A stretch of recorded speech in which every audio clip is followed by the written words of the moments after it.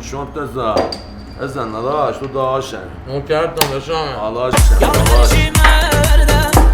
جان داداش اومدم یه ساندویچ بخورم حالا بعدا با هم صحبت میکنیم. اونا رو ول کن، اونا رفیق نیستن.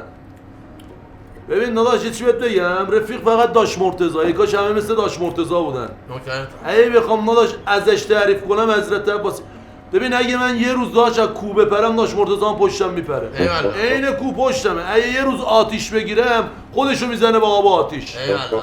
اگه یه روز داش من گوخوری کنم زای داش مرتضی هم پشت سرم میخوره. اصلا یه چی بگم، یه خط از آخر موضوع اینه که داش اصلا یه روز اگه دوست دختر من داش نباشه داش مرتضی جورشو میکشه. شما علکیه دیگه. آره داداش. حالا بهت زنگ میزنم سلطان، نوکرت. بفرم. داشتم.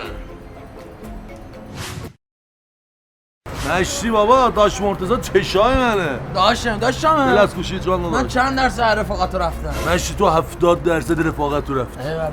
داشتم اون 30% فقط کم مونده و چوب کنی تو چشمون. داداش ولش کن، تو رفیق منی. حالا اسمشو چی بذاریم؟ یه چی بذاری به موری حامد بیا. مراد چطوره؟ مراد؟ برای چی مراد اون وقت؟ آب نطلبیده مراد دیگه داشتم.